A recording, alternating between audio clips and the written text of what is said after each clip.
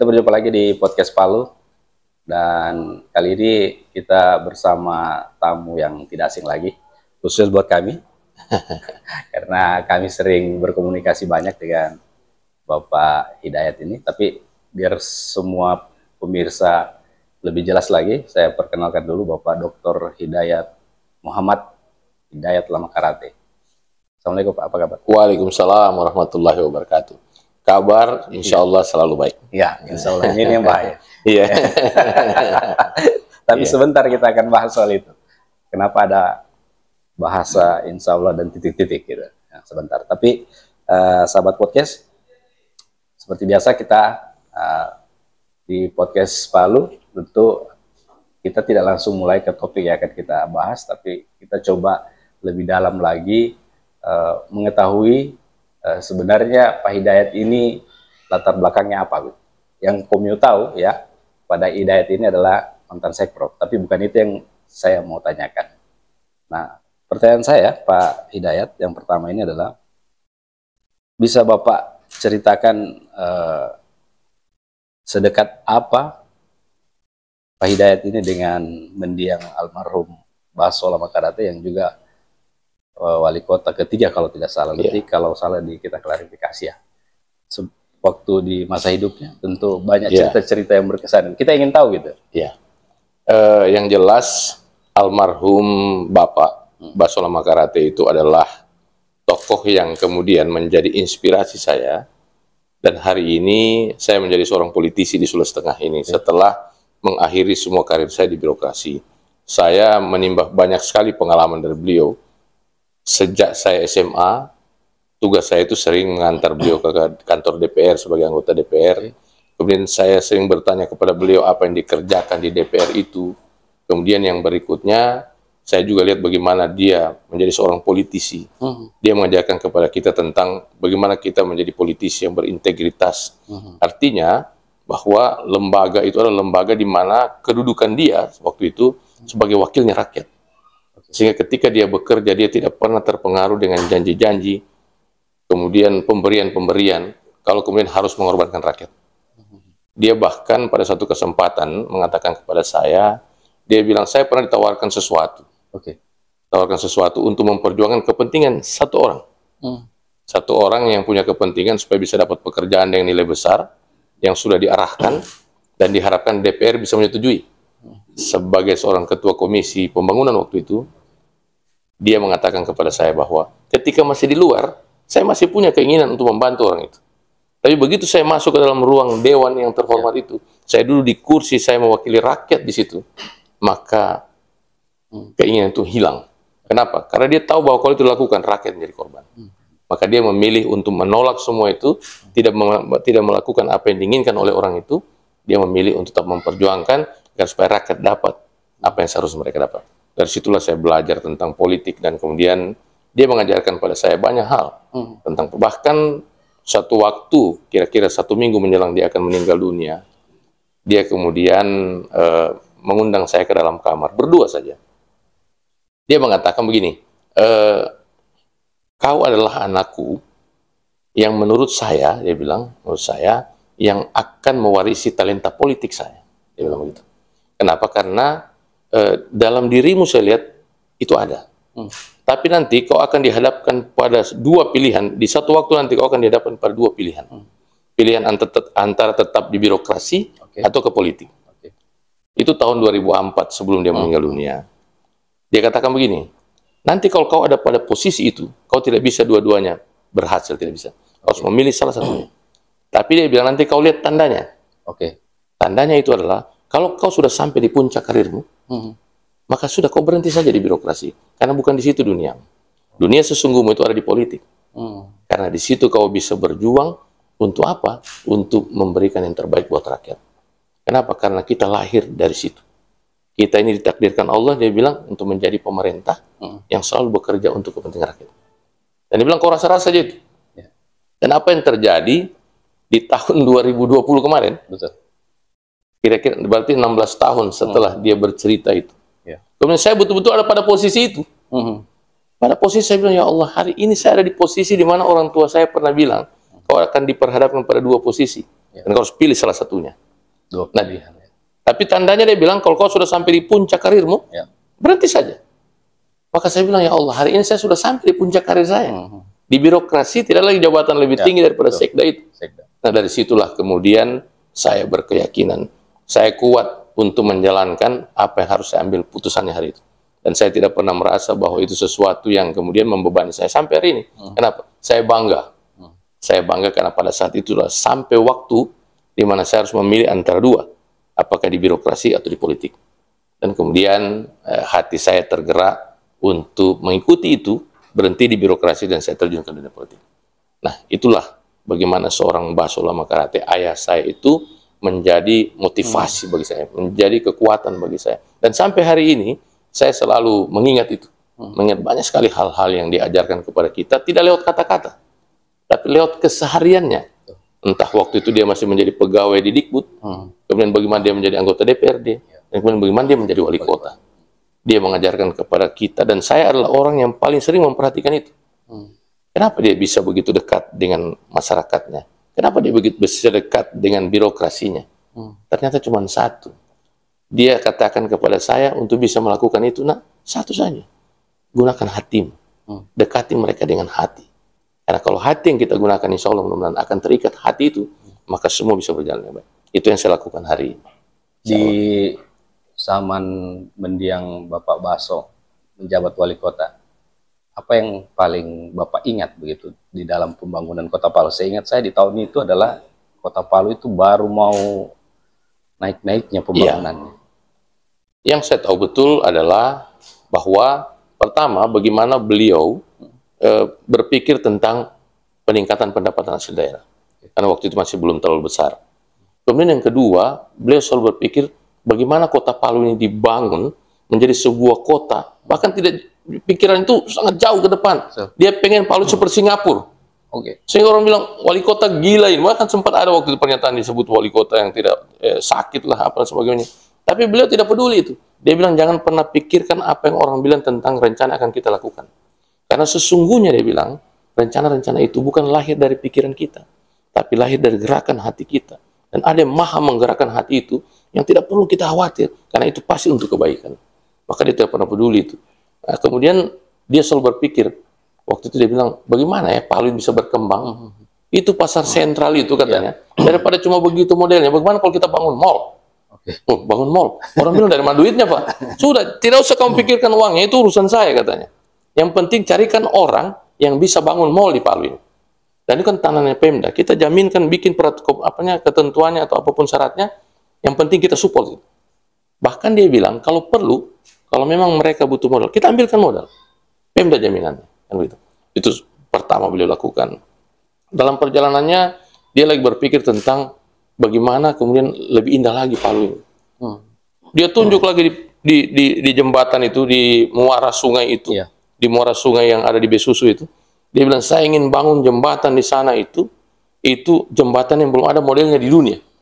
Saya juga bilang, luar biasa orang tua. Saya bilang, Pak, saya ingatkan Pak, Bapak tidak usah berpikir terlalu jauh. Dia bilang, tidak bisa.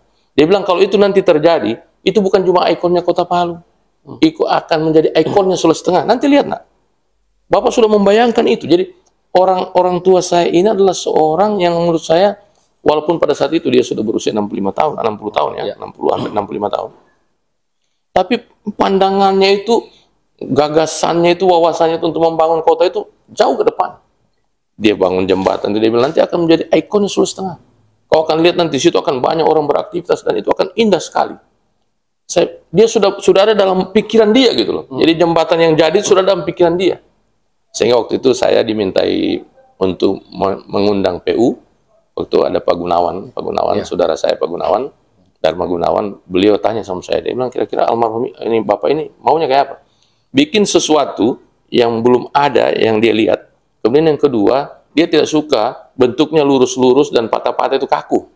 Dia mau yang mengalir, yang oval dan sebagainya. Kemudian buatkan desain 3 dimensinya. Sehingga akan kelihatan seperti apa nanti jadinya. Alhamdulillah, kemudian Pak Dharma Gunawan bisa mewujudkan itu. Maka dia bilang bangun. Modalnya waktu itu 50 miliar, seingat saya. Dan semua orang itu ya? Iya, tahun itu. Orang bilang wali kota yang tidak peduli terhadap rakyat. Lebih mementingkan membangun jembatan daripada untuk mengurus rakyat. Dia jawab, jembatan ini dibangun untuk kepentingan Sulawesi Tengah, menjadi ikonnya, tapi di Palu bangunnya.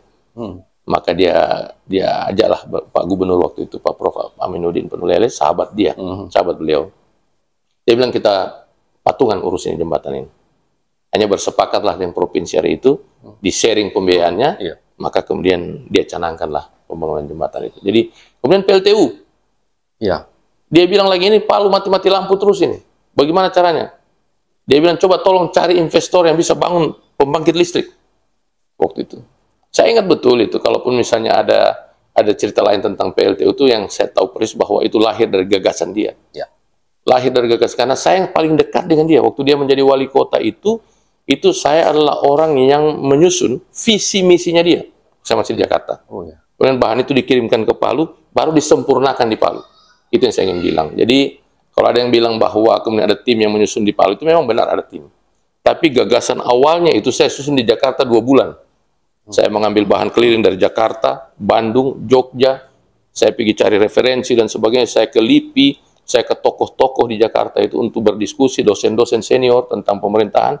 Saya tentang ekonomi, saya berdiskusi tentang perencanaan pembangunan kota, saya berdiskusi. Kemudian untuk menyusun bahan itu. Waktu itu Bapak masih... Saya S2. Saya lagi S2 waktu itu. Lagi S2. Dan kemudian bahan bakunya, bahan mentahnya itu jadi dan saya kirim ke sini. Itu yang kemudian disempurnakan di sini oleh tim yang dibentuk oleh beliau menjadi visi misi Kota Palu waktu itu. Saya dengar juga Pak, nanti diklarifikasi kalau salah. Legasi Bapak ini juga termasuk idenya itu pesisir pantai yang dulunya itu mohon maaf ya kumuh gitu. Kemudian didesain menjadi seperti sekarang ini, apalagi sebelum gempa itu kan sudah mulai bagus. Apa betul gagasan beliau juga awalnya itu, termasuk jalan di Soekarno-Hatta itu? Yang jelas pembersihan pantai itu lahir dari gagasan beliau ketika ingin membangun jembatan itu. Kan tidak mungkin ada jembatan yang indah di ujung sana, kemudian ada pemukiman kumuh di sekitar pantainya. Kan begitu. Saya waktu itu camat Palu Timur. Saya sudah camat Palu Timur waktu itu. Saya bilang, Pak, ini rencana yang terlalu berisiko. Saya bilang begitu waktu itu. Saya coba pancing beliau. Saya mau lihat bagaimana ketegasan beliau. Dia bilang tidak, nak. Dia bilang tidak. Dia bilang itu kita tidak gusur geser mereka begitu saja. Kita pindahkan mereka. Walaupun tidak ada anggarannya. Kita pindahkan mereka ke satu tempat, nanti pemerintah siapkan lahannya.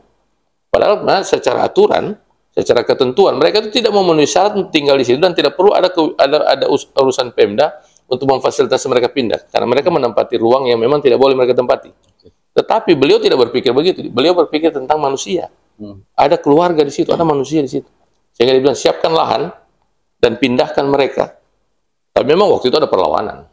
Tapi beliau datang dengan cara beliau, kemudian dia menjelaskan, dia langsung datang dengan cara beliau menjelaskan, sampai akhirnya di ujungnya ketika masih ada masyarakat yang belum berkeinginan pindah bahkan mau melawan, dia katakan, di situ dia bilang harus ada ketegasan. Dia bilang sangat bijaksana, tapi di ujungnya dia sangat tegas. Nah, akhirnya posisi itu bisa dipindahkan dan sekarang masyarakat sudah di sana dan tempat itu menjadi bersih, menjadi penunjang dibangun jembatan itu. Dan tertata lebih rapi itu. Baik. Itu tadi kisah kita ini feedback flashback ya. Biar bagaimana mendiang Bapak Baso adalah juga orang tua kita dan yang sudah ikut membangun kota ini. Dan beliau anaknya ternyata.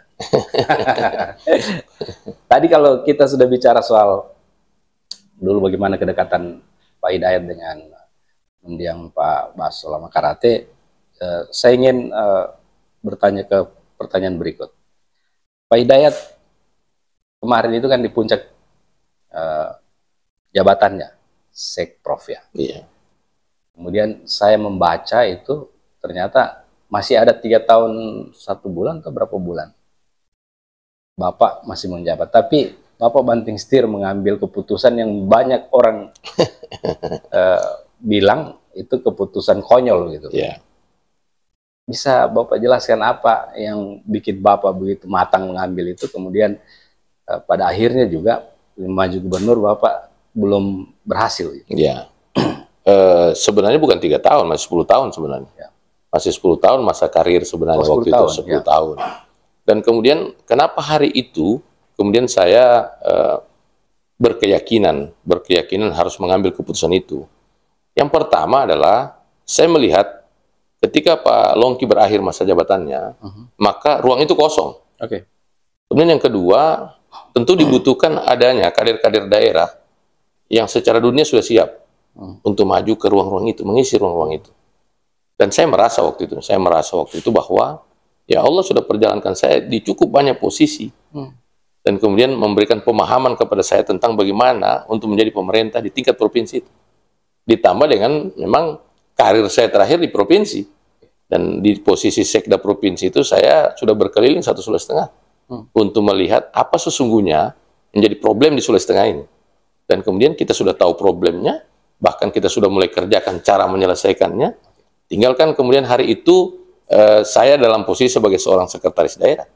Sehingga saya belum punya kekuatan membuat kebijakan secara politik, membuat kebijakan untuk menyelesaikan persoalan-persoalan yang saya tahu ada di masyarakat. Karena biar bagaimana hari itu masih ada Pak Longki Janggola sebagai gubernur.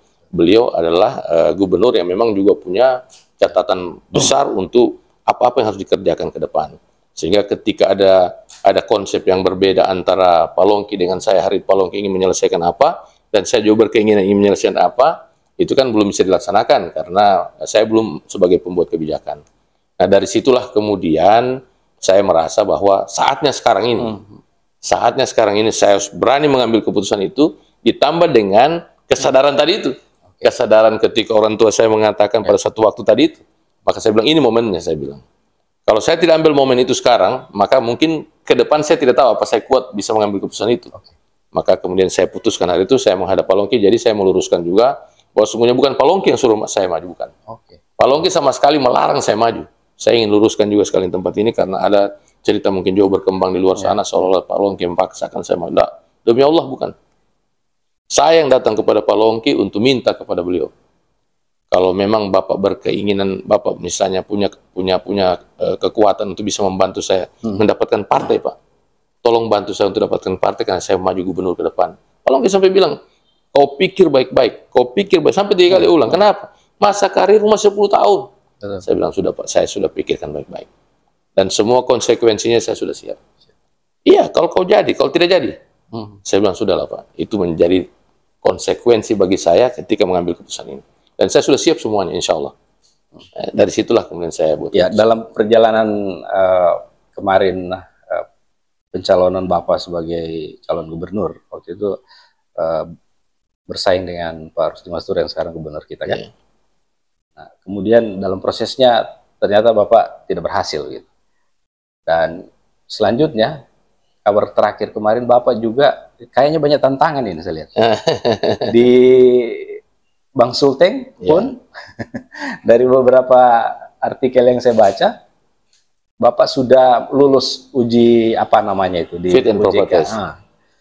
Tapi tiba-tiba menurut pandangan saya, Pak, bukan Bapak yang bilang bahwa ada semacam pencegalan begitulah. Menurut opini saya, ada banyak tantangan yang Bapak dapat.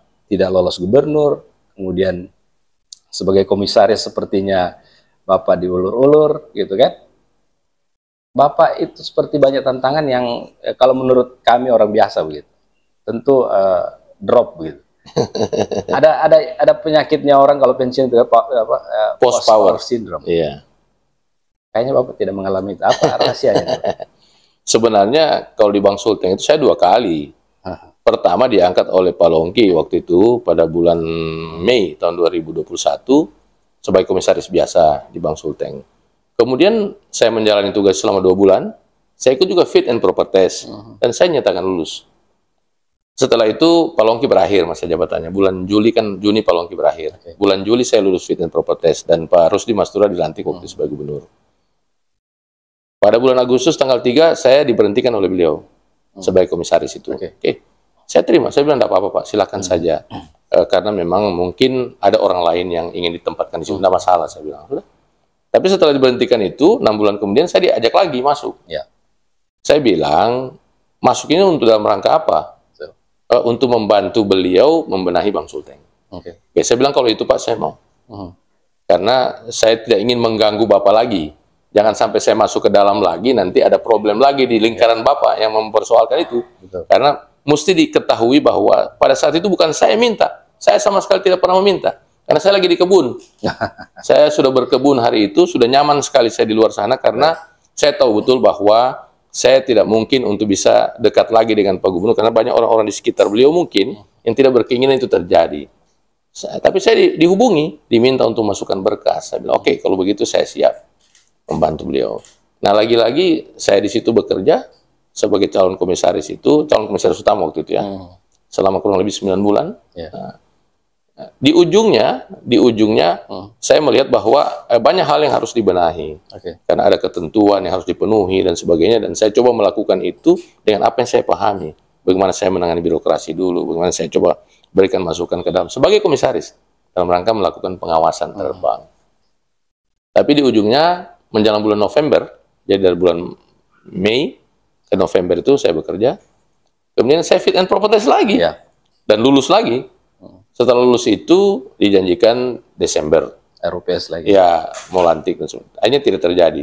Kemudian RUPS-nya Maret. lagi. Nah, di Maret RUPS itu saya bukan diangkat karena setelah lulus itu, bukan. Calon lagi. Tapi dibatalkan pengangkatan saya yang 2022 itu. Jadi pengangkatan saya tahun 2022 dibatalkan, otomatis kelulusan saya itu gugur. Karena waktu itu saya fit untuk komisaris utama. Nah, diangkat kembali sebagai komisaris biasa lagi, calon lagi, dan nanti fit 6 bulan ke depan lagi. Saya bilang, apa sebenarnya yang terjadi di situ? Bagi orang yang memahami tentang ketentuan, memahami tentang aturan, dan kemudian saya melihat bahwa jangan mereka berpikir saya lagi cari pekerjaan. Tidak. Saya ada di situ karena diminta untuk bekerja di situ dan membantu beliau. Kalau itu kondisinya, saya anggap berarti saya tidak dibutuhkan lagi di situ. Itu yang membuat Bapak juga mundur. Iya, jadi saya bilang, kan sekarang terkesan di luar bahwa tidak dipecat tapi mengundurkan diri. Memang saya sebagai orang yang merasa bahwa itu adalah posisi di mana saya tidak dibutuhkan. Kalau saya dibutuhkan pasti dilantik. Kan begitu. Nah, karena saya merasa tidak dibutuhkan lagi, mendingan saya mundur karena saya bilang mungkin ada orang lain yang mau dipersiapkan di situ. Itulah saya buat keputusan dalam rangka apa? Untuk membantu meringankan lagi bebannya Pak Gubernur itu supaya diketahui. Kenapa? Karena kalau saya ada di situ jadi beban lagi buat beliau, kan begitu. Nah, itu jadi saya memilih untuk mundur. Kenapa? Karena saya bilang, saya lagi tidak mencari pekerjaan. Kenapa? Karena bagi saya, bukan di situ tempatnya. Karena memang saya masih berniat. Saya masih berniat dengan gerakan hati itu, saya mau maju lagi gubernur ke depan.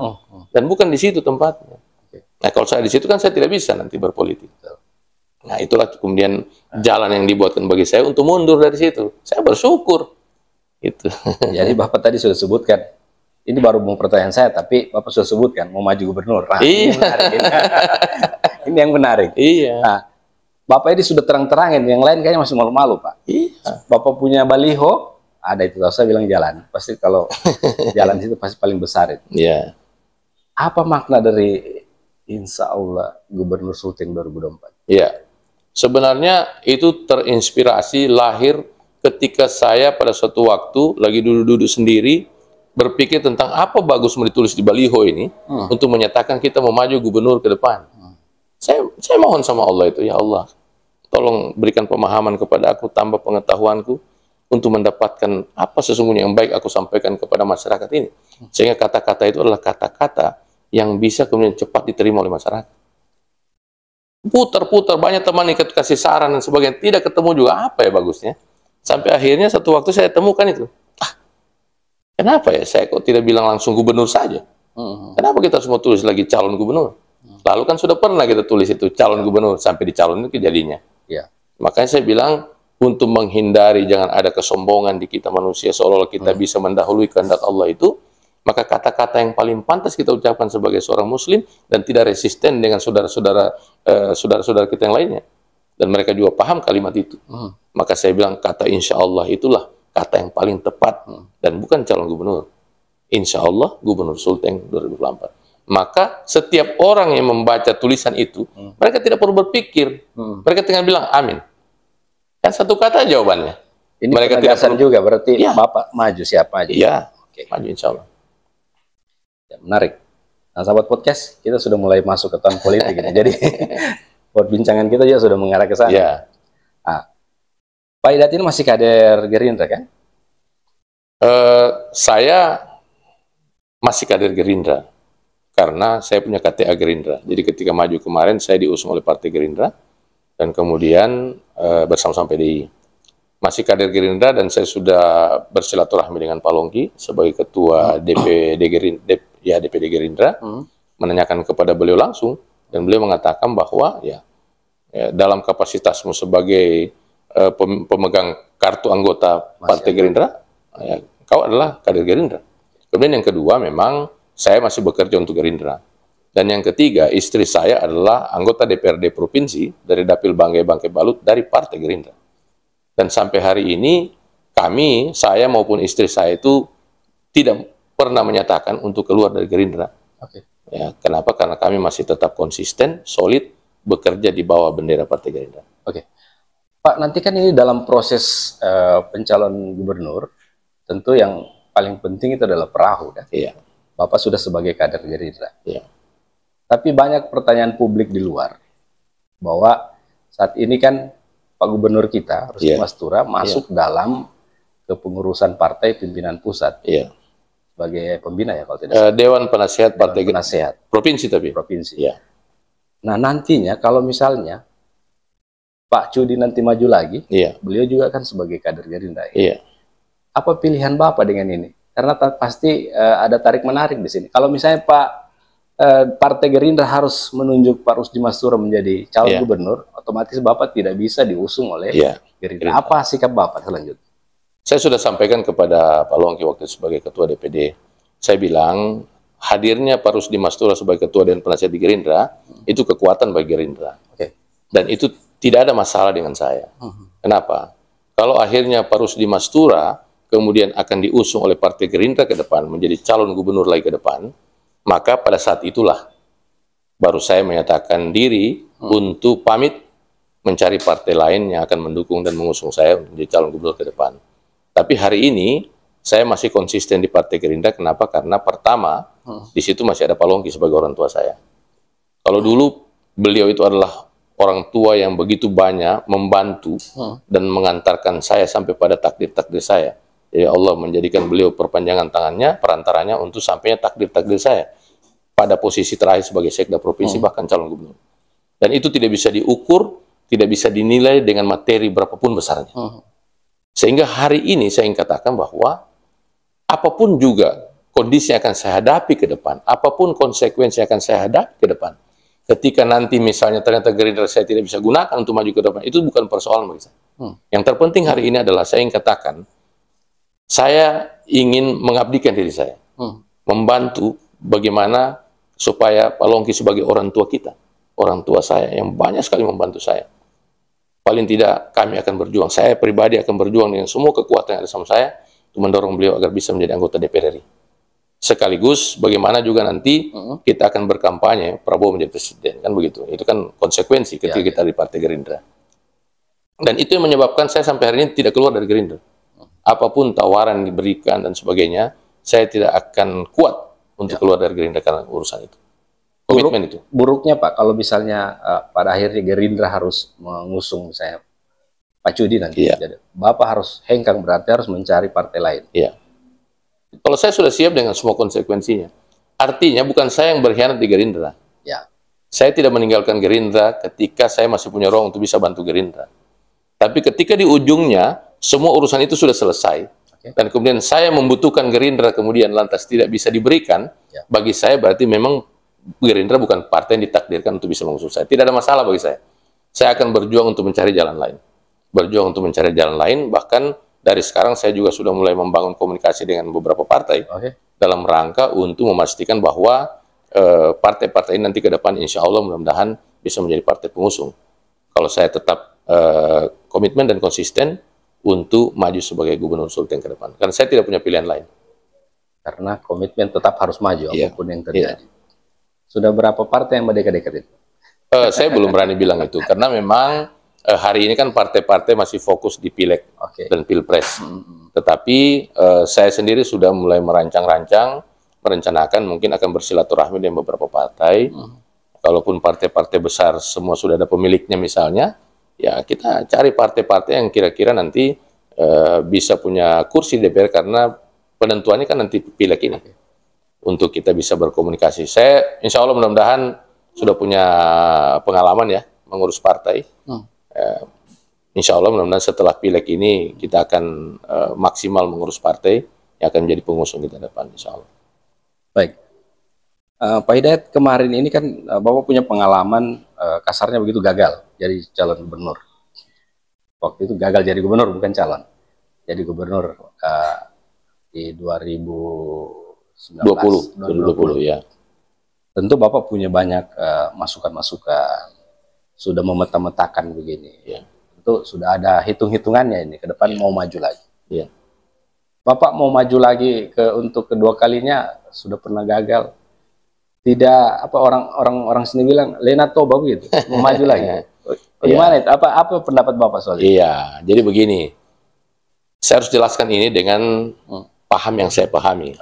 Dan paham yang saya pahami ini sangat berbeda dengan yang pahami. Yang pertama saya ingin bilang bahwa saya tidak pernah gagal di perjuangan kemarin. Saya tidak pernah kalah di perjuangan kemarin. Yang sesungguhnya itu adalah saya belum ditakdirkan. Jadi justru yang saya raih kemarin itu adalah kemenangan yang sesungguhnya.